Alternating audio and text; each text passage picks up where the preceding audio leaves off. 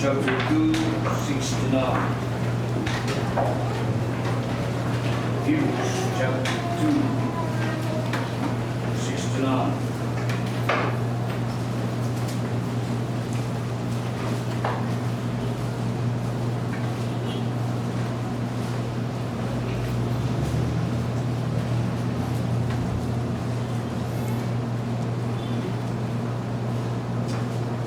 Starting verse 6 up to verse 9.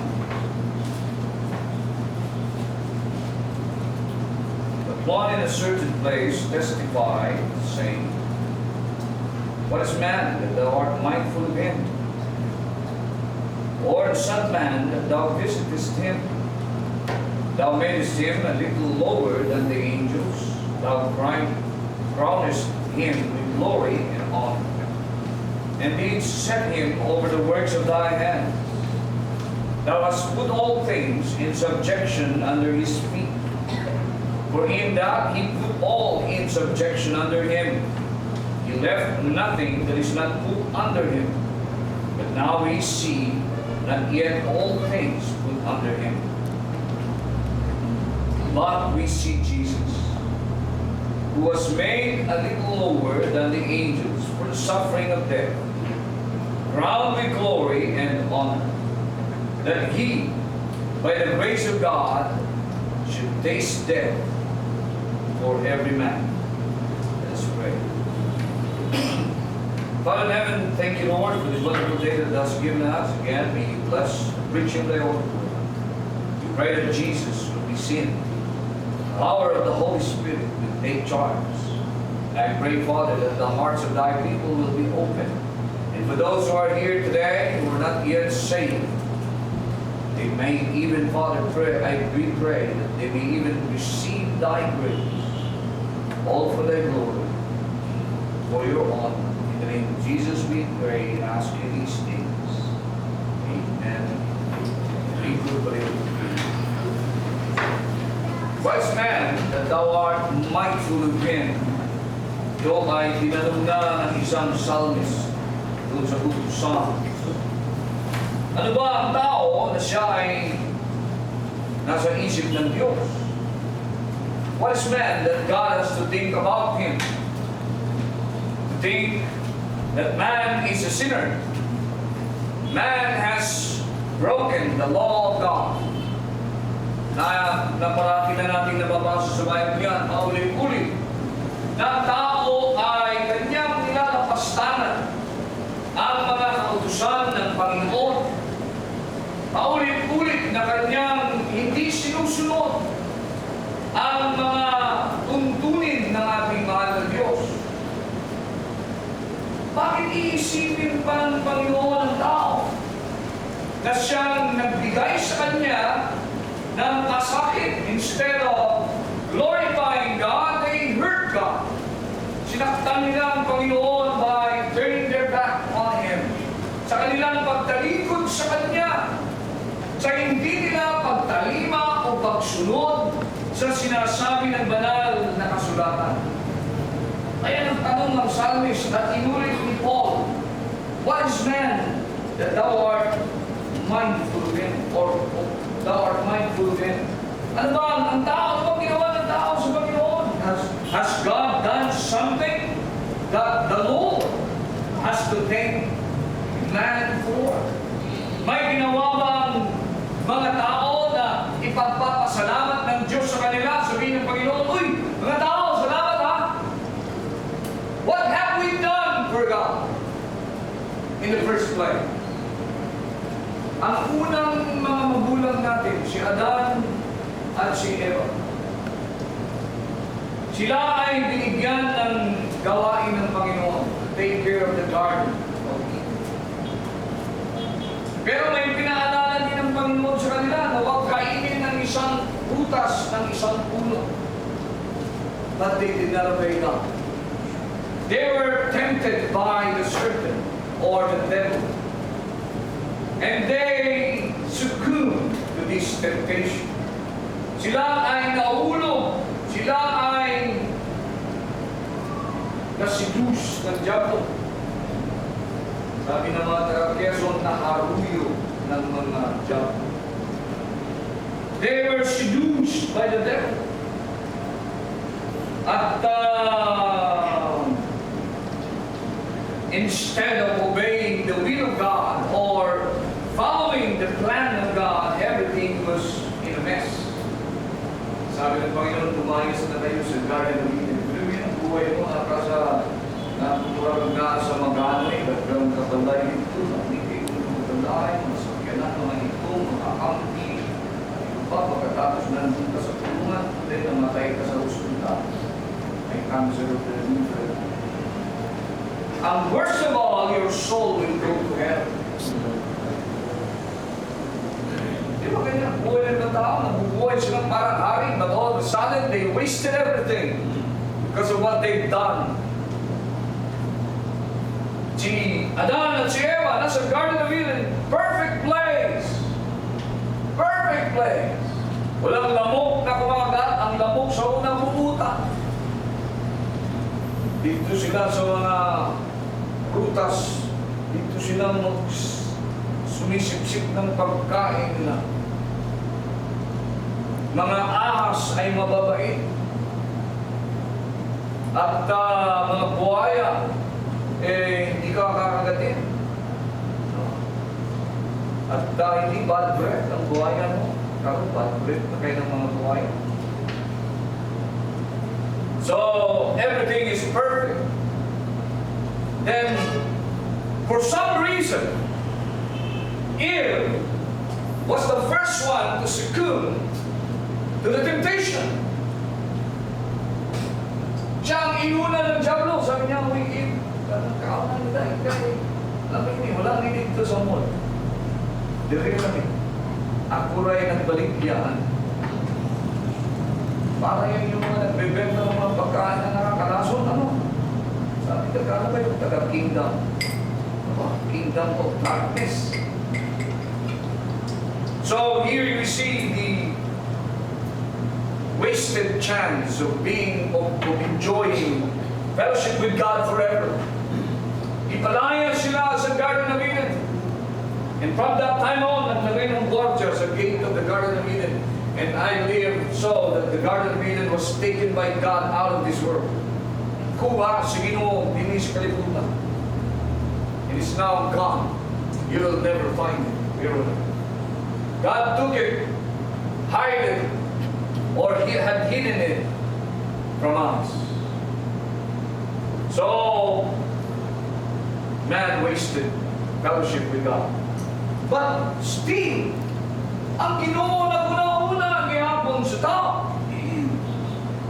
God is again minding the people that sinned against Him. Iniisip pa rin ng Panginoon ang mga taong nagkasala sa Kanya. Kasi pag binasa mo yung Genesis, pagdating mo sa 4, iniisip pa rin ng Panginoon sina Adan at si Eva. At meron din mabuting nangyari sa buhay nila, di ba? May masamang nangyari, pinatay ni Cain si Abel. May mabuting nangyari, pinanganak si Seth. At si Seth ang pinanggalingan ng lahat ng mga mabubuting tao. May masasama din, pero siya ang pinanggalingan ng lahi na galing kay Abraham, ng pinagbulan din na Abraham at iba pang mga lahi. So, God was still minding the people. Starting from Seth, si Enoch lang ang nabanggit. Enoch walked with God. Nung pinanganak si Enoch, man began to call upon the Lord. Hindi tao na ipanganak na mahimong Diyos nung yun. May tao ipanganak na mahimong daotan yun. Gusto niya siya lang ang hari, katulad ni Hitler. O katulad ng mga ambisyosong tao na gustong mag-ari-arian sa mundo ito.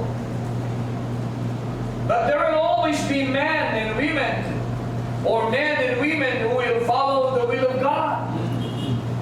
Sana kasali tayong lahat doon.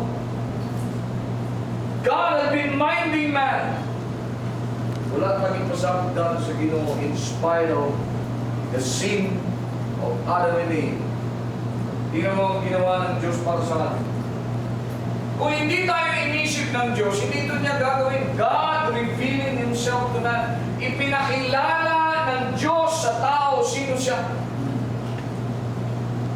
God revealed Himself to man. Kung ang Diyos hindi interesado sa tao, ay hindi niya na ipapakilala ang sarili niya. Sabi niya, pabayaan mo yung mga tao na yan na magkasala, at pabayaan mo yung mga tao na yan na pumunta sa impyerno, pabayaan mo silang maghirap. Di ba pwedeng gawin ng Diyos yan? He is God, He is complete. Ang Diyos ay hindi kailanman manulungkot. Ang Diyos kailanman ay hindi magkukulang. Ang Diyos kailanman ay hindi niya kailangan ng kasama. Sapagkat siya'y kumpleto, siya'y Diyos. But in spite of that, He began to think of man.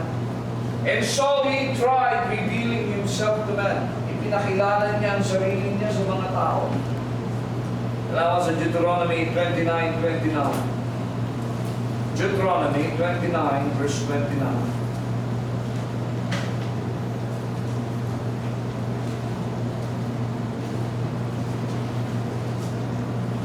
Deuteronomy 29:29. The Bible says, the secret things belong unto the Lord our God. But those things which are revealed belong unto us and to our children forever, that we may do all the words of these law. Ang mga bagay na sikreto ay sa Diyos lamang. Hindi na natin malalaman yun magpakailanman. O baka maipapaalam niya sa atin sa langit na, o kung hindi naman, eh walang problema. But the things that are revealed, yung ipinaalam sa atin, para sa atin yun. For example, when Moses ran away from Egypt, nung tumakas si Moses sa Egypt dahil siya ay wanted, nakapatay siya ng Egyptian. Pumunta siya sa isang tabong lugar, nandun si Jethro. Nagtrabaho siya doon. Hangin siya na sir, pagkabahuhan ko rin sir. Ginawa siya ni Jethro na tigabantay ng mga tupa. He was a shepherd. And while shepherding, he heard a voice sa bundok na merong nag-aapoy na isang uri ng halaman. The burning bush. Na habang ito ay nag-aapoy, hindi naman nasusunog at hindi naman natutupo. And there was a voice he heard, Moses. God was revealing Himself to Moses. Ipinakilala ng Panginoon ang kanyang sarili. Moses, ako ang Diyos. Uutusan kita na pangunahan mo ang bayan ni Israel o ni Jacob. Pabalik sa promised land. See? Nakarinig si Moses ng mga istorya about God. Palagay ko narinig niyo sa nanay niya. Nanay niya nagyaya sa kanya. Nung nakuha siya ng prinsesa ng Ehipto, yaya pa rin ng nanay niya. Kasi sinusundan siya ni Miriam at nagsumbong si Miriam. Mama, si Moses, kinuha ng mga Egyptian. So, pumunta doon ng nanay. Sinabihan ng prinsesa, ikaw magpapalaki. Nanay pa rin niya nagpalaki sa kanya. Pero siya ay adopted ng prinsesa ng Egypt. At palagi ko, itinuro pa rin ng nanay niya about God. Pero minsan hindi niya nakausap ang Diyos. First time. Kung si Dante ba na napag-pray sa mga din, siyempre hindi niya magpakasal kung first time. Alam mo. First time. Kung nag-first time mandigaw, exciting siguro na first time. First time. First time narinig niya ang boses ng Diyos, sabi Moses. God revealed Himself to Moses. God revealed Himself to Abram. Sabi ng Panginoon, Abram, get thee out of thy country. Merong lugar akong papupuntahan sa'yo. Kaya sabi dito, those things which are revealed belong unto us. Pinakilala ng Diyos ang sarili niya. 2 Samuel 3:21. 2 Samuel 3, verse 21. 2 Samuel 3, verse 21.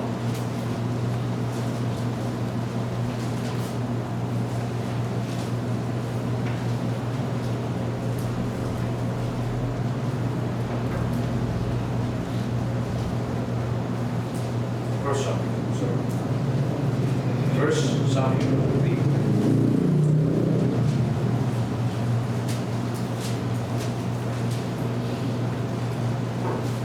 And the Lord appeared again in Shiloh, for the Lord revealed Himself to Samuel in Shiloh. Itong magandang pangalan ng camp natin, di ba? Hindi na siguro kung magpaputo. Revelation is a Ginoo. The Lord appeared again in Shiloh. For the Lord revealed Himself to Samuel in Shiloh by the word of the Lord. Makita niya yung sarili.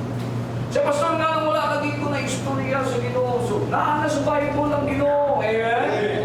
Hindi mo na kailangan makarinig ng boses. Samuel. Di na Ginoo! So, taga-parlor. Tawag ka para magpakulod ka.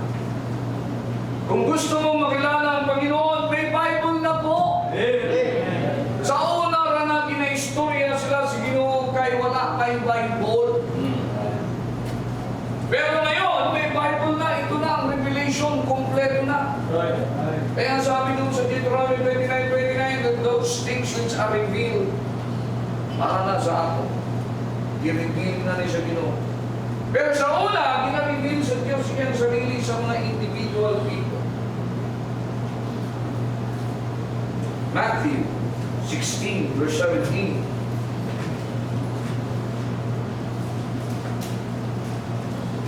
Matthew 16, verse 17.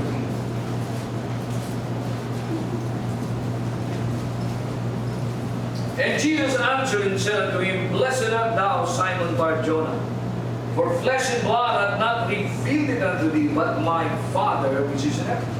Kasi sinabi ng Panginoon, but whom say ye that I am? Sabi ko na, tinanong niya, sino ang sabi ng mga tao? Ako, kung sino ako. Sabi ng mga apostolos, ikaw daw po si Elijah. Ikaw daw po ay si Jeremias o si Jeremiah. Ikaw daw po ay yung propetang sinabi ni Moses, one of the prophets. Pero sabi ng Panginoon, pero kayo, sino ako? Sabi ni Simon Peter, thou art the Christ, the Son of the living God, in verse 16. Ikaw po ang Messiah, ikaw ang Kristo, anak ng buhay na Diyos. Amen? Amen.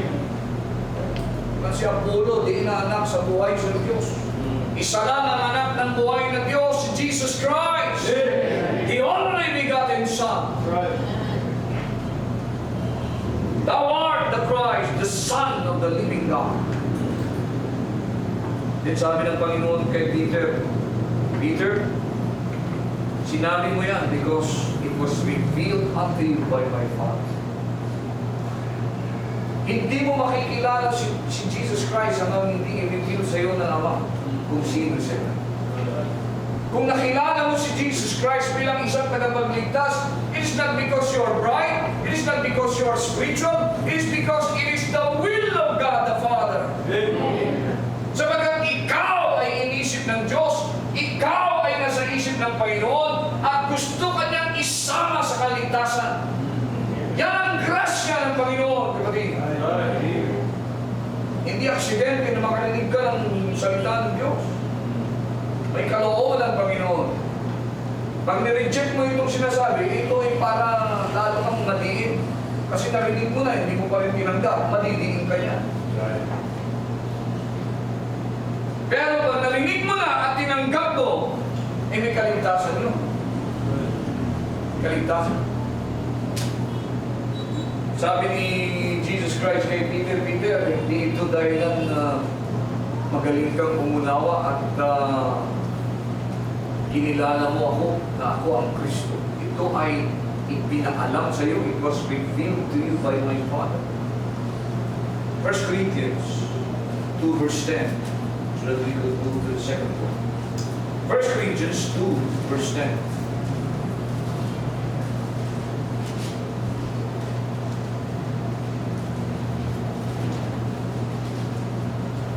Starting in verse 9, para maintindihan natin ang verse 10. Verse 9, but as it is written, eye hath not seen, nor ear heard, neither have entered into the heart of man, the things which God hath prepared for them that love Him. But God hath revealed them unto us by His Spirit, for the Spirit searcheth all things, yea, the deep things of God. Sabi ni Apostol Pablo, hindi mata, hindi dahil ikaw ay nakakita, kaya ito'y nakita mo, hindi ito ay natanggap mo dahil nakakarinig ka. Ito ay pumasok sa puso ng tao sapagkat ito ay ipinaalam sa iyo ng Diyos. Ipinaalam ito sa atin sa pamamagitan ng banal na Espiritu.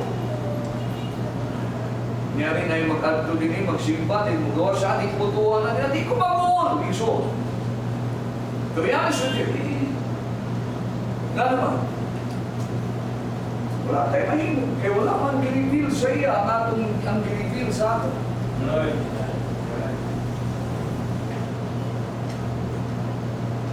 Hindi ka may kung sayang ako.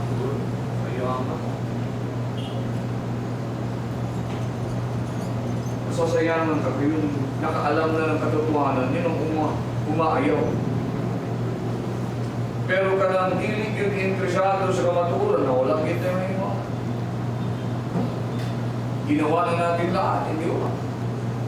Ipinangaral na natin, nagpatuloy tayo for many years in this city. We have been telling people about Jesus. But the truth is this, na kaya natin natanggap ang katotohanan sapagkat pinili ng Diyos na ipaalam sa atin ang katotohanan sa pamamagitan ng Espiritu ng Diyos. Tanawa sa verse 14. Tanawa po mga tao na di interesado sa Ginoo. But the natural man receiveth not the things of the Spirit of God. Kung na-reveal sa ato sa Espiritu sa Diyos, yung mga tao na hindi espiritual, ang sabi niya, natural, they do not receive the things of the Spirit of God, for they are foolishness unto Him. Kalokohan sa kanila ang ating ginagawa, kalokohan sa kanila ang ating ipinapangaral. Neither can He know them. Hindi niya ito maintindihan at matatanggap pagpakailanman sapagkat hindi niya ito matatanggap unless the Holy Spirit will reveal it unto them. For they are spiritually discerned. Maunawaan lang ito sa pamamagitan pa ng Espiritu. God had been minding man. Nasa isip niya ang tao by revealing Himself to man. Di ba, pinaalam ng Diyos na siya ang lumikha ng lahat ng bagay, pero anong ginawa ng tao? Sinabi pa rin nila, hindi galing tayo sa mundo. Tanawa ng pang-insulto nila sa Ginoo. Sa palagay niyo kaya, hindi sila mananagot sa Panginoon na dahil sa halip na kilalanin nila na ang Diyos ang gumawa ng lahat ng bagay, ilang pakisikato ng unggoy. Mga unggoy na po. God had revealed Himself to man by His grace. Itala sa Biblia, ay no, nagnawalit ang kamaturan. Pinapaila natin sa tao. Then the second thing that proof that God had been mindful of man. God reconciling Himself to man. Hindi ba gumawa ng Diyos ng paraan para ma-reconcile ang mga tao sa Kanya? Ang gani na iyang ipadala si Jesus Christ, mga isuwa. If God is not interested in reconciling Himself to man, He would not send His Son Jesus to die. Bakit pipiliin ng Diyos na ang kanyang tinawag na bugtong na anak ay kanyang pabayaang mamatay para sa mga taong nagre-rebelde sa Kanya? Pero inisip niya na gusto kong bigyan sila ng pagkakataon na sila ay makabalik sa akin, na ma-reconcile sila sa akin. And so He sent Jesus so that we could be reconciled to God. Sin has separated us from God. Ang sala nagbulag sa ato sa Diyos. Kaya ang tao ay napalayo sa Panginoon dahil lang sa kasalanan. Kaya nga pinalayo si Adan at si Eva sa Garden of Eden. That is separation. When man was thrown out from the Garden of Eden, that is a sign that man was separated from God. Karon, para makabalik ang tao, kinahanglan ma-reconcile sila sa Ginoo, kaya hindi palayas naman sila. So di na ito makapalayo ng fellowship. So God has to do something. Pero magandang balita, dahil sa Genesis 3 pa lang, nag-announce na ang Panginoon na mayroong seed of the woman. May binhi ng isang babae. Wala siyang sinabing lalaki, babae. The seed, tinawag niya itong binhi. Later on, ang seed na ito ay naipasa-pasa. Si Isaac, itawag man ito siyang seed of Abraham. Si Jacob, itawag man ito siyang seed. Then from Jacob, si Judah ang ipiling sa Diyos na naay seed.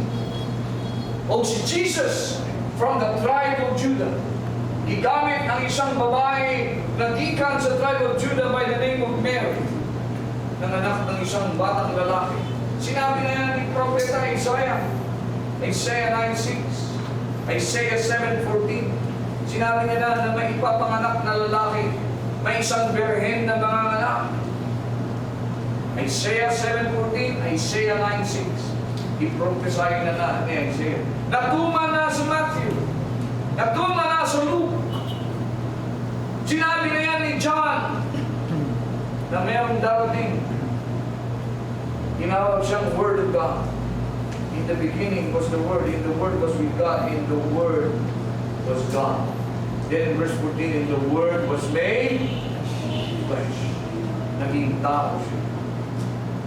Sinabi ni Paul, God was manifested in the flesh. Ang Diyos nagpakita sa unod. Di ba na?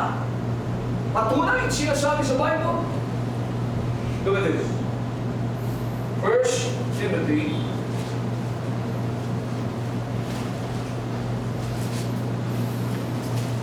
3:16. Kung mag-isod at intindi nga ang Diyos di mahimong tao, kung sa maning na versikulo there, 1 Timothy 3:16. And without controversy, sinabi na agad ni Pablo, hindi kontrobersya. Di na dapat natin itong pagtalunan. Inihayag na ni Apostol Pablo ang katotohanan. And without controversy, great is the mystery of godliness. Ano sinabi dyan?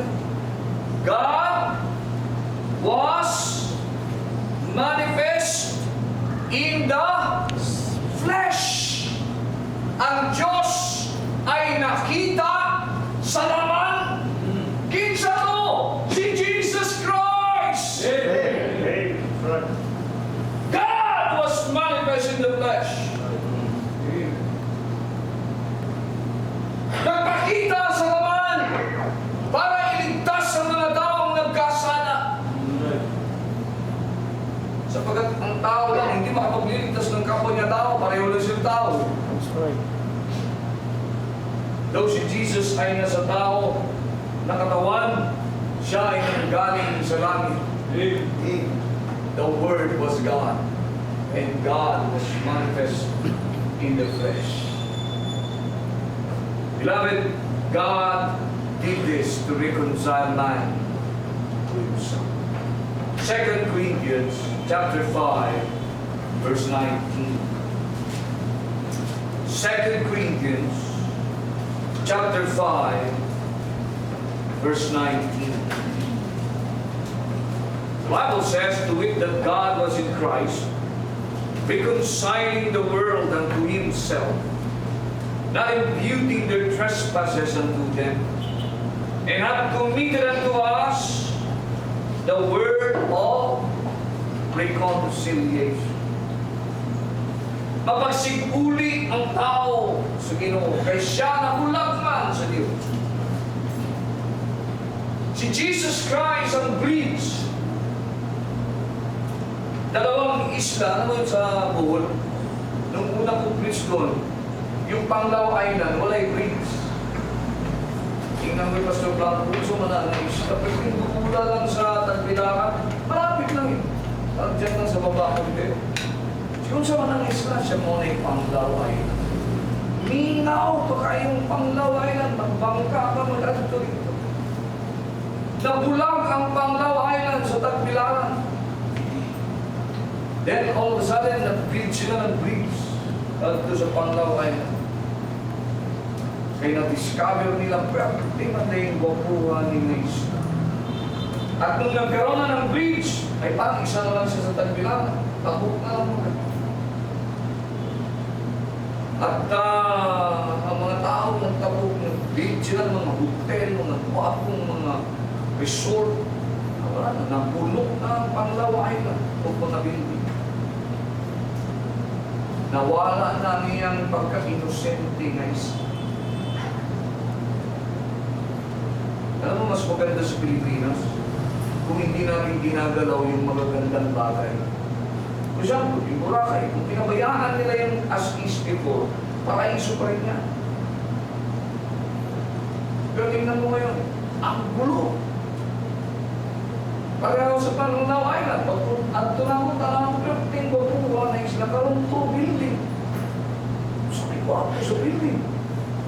Bakit ito mga puno, maglakaw-lakaw ka, isa mo. Yan ang beauty ng Pilipinas eh. Hindi tayo naging bayan para maging first class kind of country. Paala na third class, basta malinaw ng atong ginabuhi. Pero nagbubulo tayo ng advancement ng tao dahil sa katakawan sa dollars. So nadaot ang atong pagka-inusin. Yan ang nangyari sa Eden, di ba? Nung pinasok ni Is ng serpent, nag-request pa yun ng serpent, natagay kong lugar ko, ito namin. Kaya naawag ko sa Ginoo, buhul naman yun. Wala ka ganito, yung serpent naman kasi hayop yun ng ganda. Pinakamagandang hayop na ginawa ng Diyos.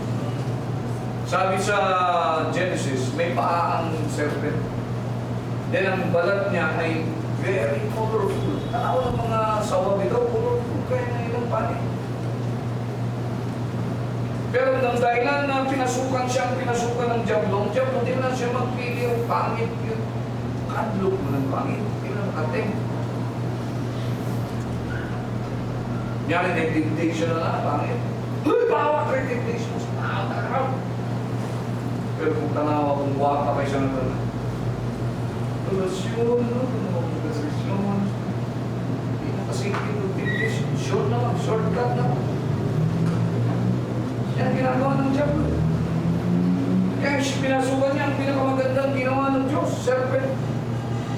Ang problema, naparusahan pag yung serpent, yung siya karoon, ang galon na kanimutin, kamang nakakaroon. Hindi yung serpent ba, mag-isa ba? Ako ba may kikini? Sayawan, sultan. May judgment ito sa Ginoo. Sabi mo nga, kahit minsan nga, hindi natin kagagawa na nadadamay tayo sa mga pangyayari. Nadamay ang serpent. Kung nagkaroon, ang pinakamagandang hayop dati, gumagapang na. Pero tanawa ng panit sa sawa, pagkanda pa rin ang isa. Isa sa may pinakamagandang design na panit sa hayop, sawa. Ang design, naging measure namin ni Pastor Dani, kung among napatay dito na sawa, dito pa sa mga nagawas. Exact, inugudan tanawa, atong bilangan itong design ba? Bawat design, meron siyang eksakto na distance sa kabila. Pareho na buntot na design. Hanggang sa buntot, hindi ko yung posible ni na bunga ni sa unggoy. Ginoo yung naghimo ani. Perfect ang design, pare-pareho. Ang tao nga pag gumawa ng design, iwi-iwi pa eh. Pero ang panit sa sawa, pare-pareho. Perfect. Pagdakot magsawa, ayaw pa siya. Bawal naman magpatay sa sawa. Pagdakot to sa iyanan pa, parisun. Hindi kayo. Tanang lang ang panit. Ang ganda. Kay Saul na serpent. Sean na siya. Karong temptation na dagan na tao. Sa paan? Pero kung sa una serpent pa na siya, makain mo. So, listen. In spite of our sinfulness, God made a way na ma-reconcile ka sa Ginoo. Amen? Amen. Jesus became the priest. From Tagbilaran to Panglao Island. Nanay priest. Katapok na lang. Murag Mactan to Cebu City. Tanang bridge. Ngayon, dalawa na ang bridge.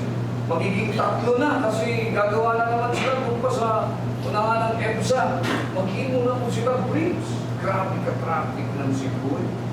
Ngingin sa naman. Alam mo, kung traffic na yung Davao, pag pumunta ka ng Cebu, ay naku po. Naglakaw gugugod, dirihan doon sa Salimbaw. Naglakad ako, galing sa hotel na tinitiran ko.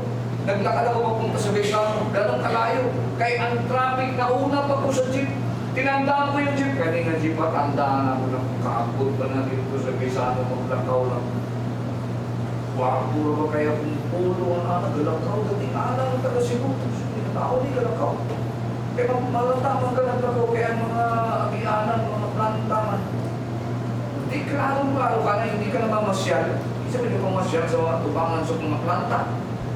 Planta sa San Miguel, planta sa mga kutson. Galakaw ko rito na yung mag-agi. Wala lang po, ang bataw ka. Pakialam sa ako dali sa Cebu. Pamandaway, wala.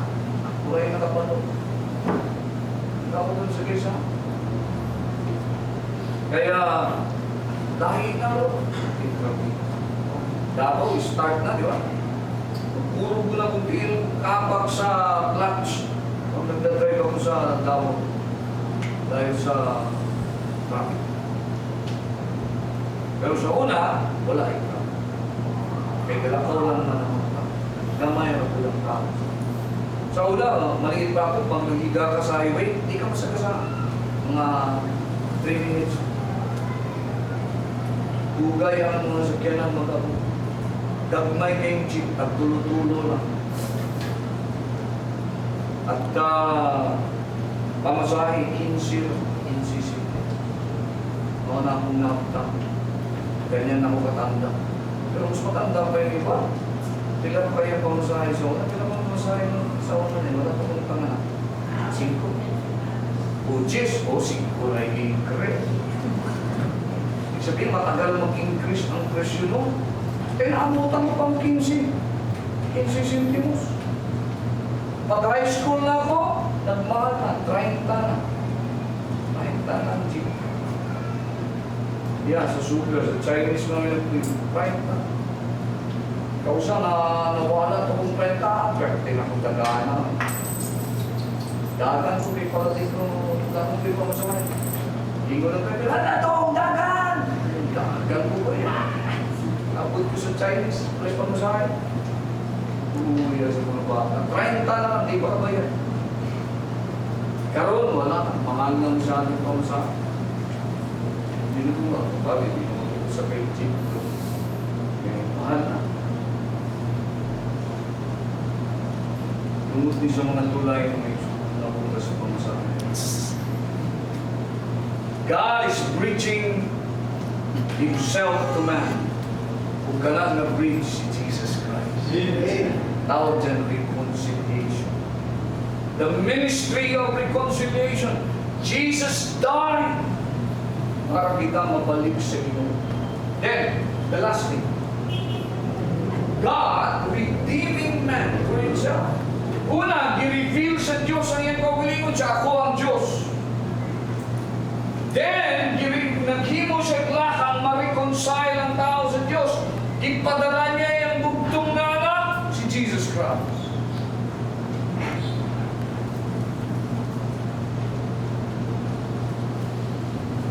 Then, gagawa siya ng paraan para tubusin tayo. God redeeming man for Himself. May purpose ang Panginoon na nung iyak ang tubson. Hindi kaya tubson para kung saan. Tubson kanya kay para kanya gamiton para siyang pagaling. God redeeming man for Himself. Psalm 111 in verse 9. Psalm 111 in verse 9.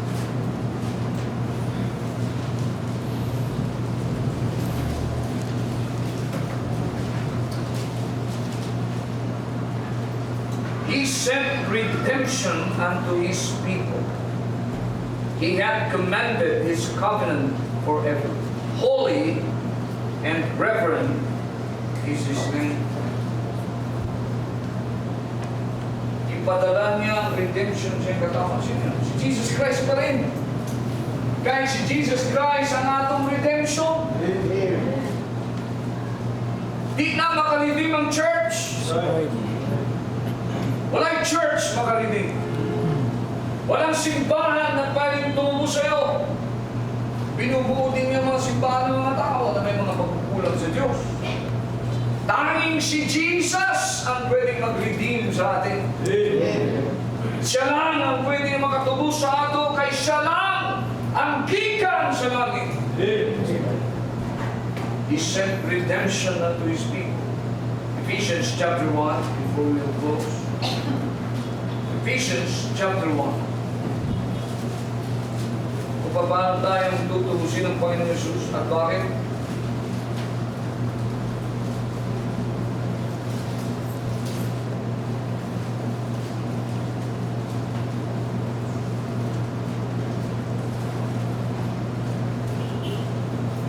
Unahin natin dito sa verse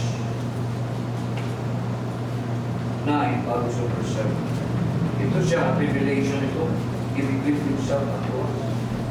Having made known, ipabalo niya sa ato, unto us, the mystery of His will, according to His good pleasure, which He had purposed in Himself.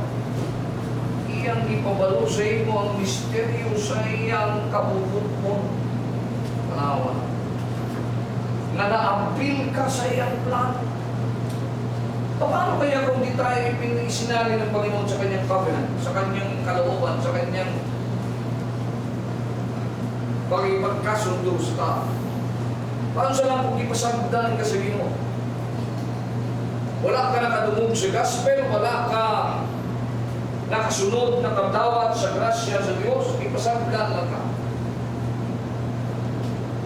Then you'll go to hell and die in hell. What if? Di ba ang dami nating pasalamatan na kita naka-appeal sa grasya sa Diyos? Amen. Ang importante sa atin sa grasya sa Diyos, ang atong kalang.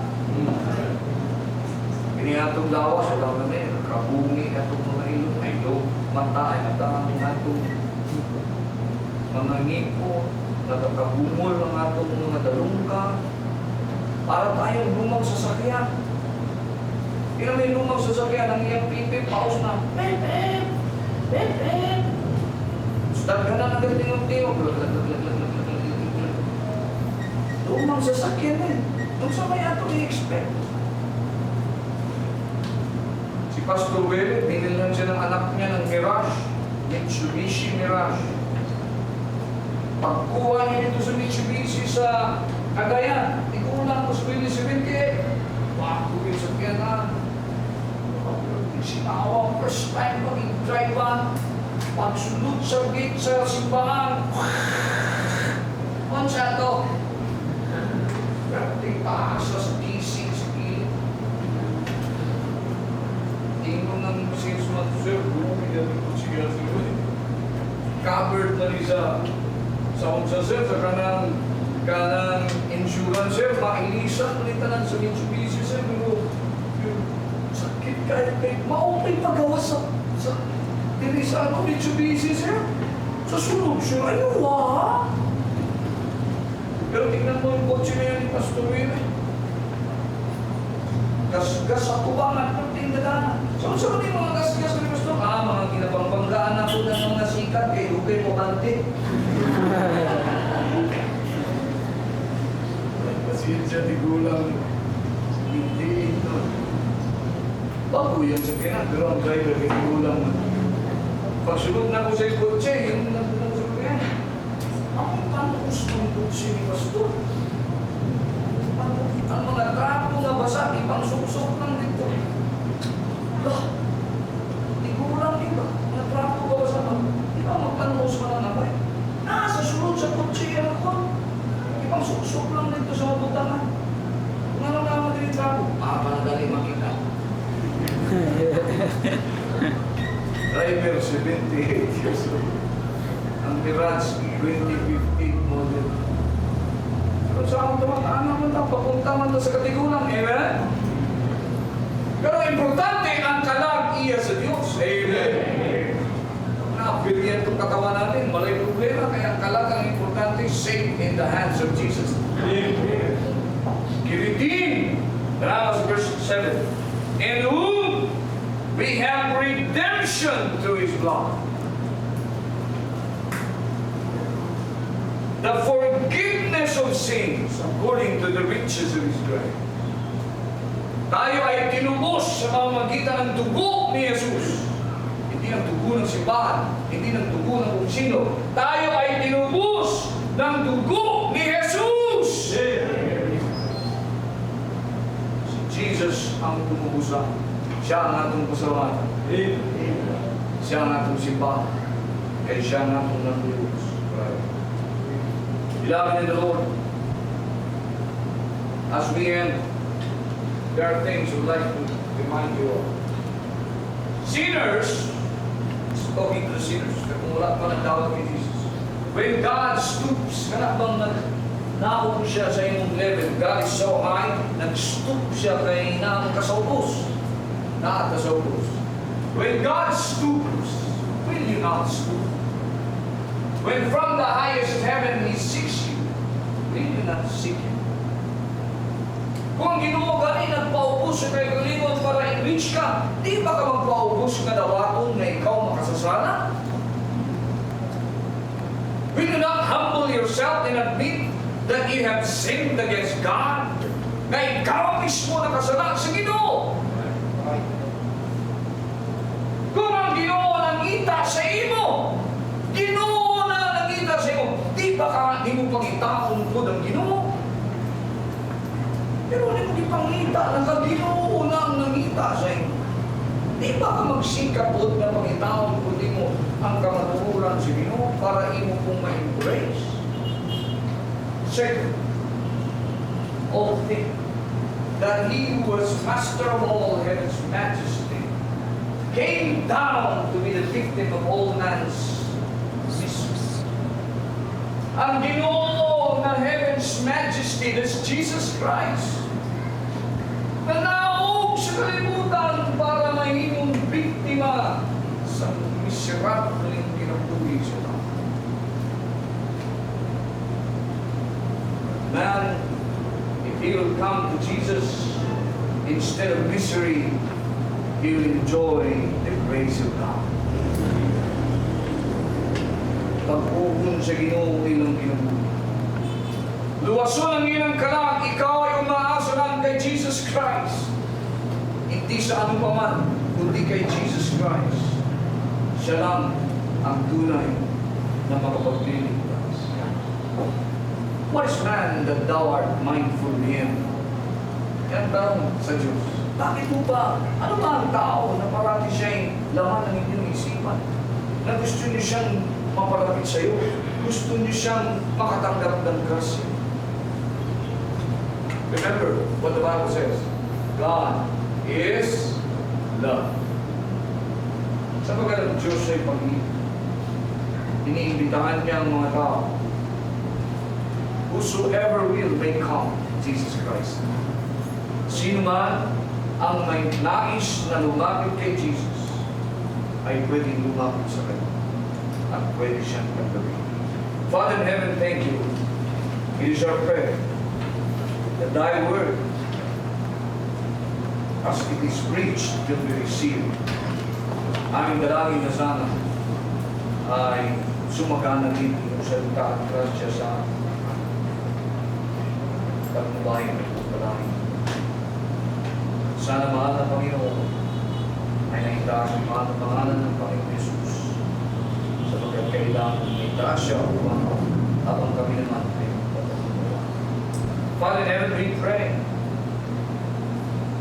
that you will open up hearts to reveal unto them Thy grace in the mystery of you. This we ask in the name of Jesus. Habang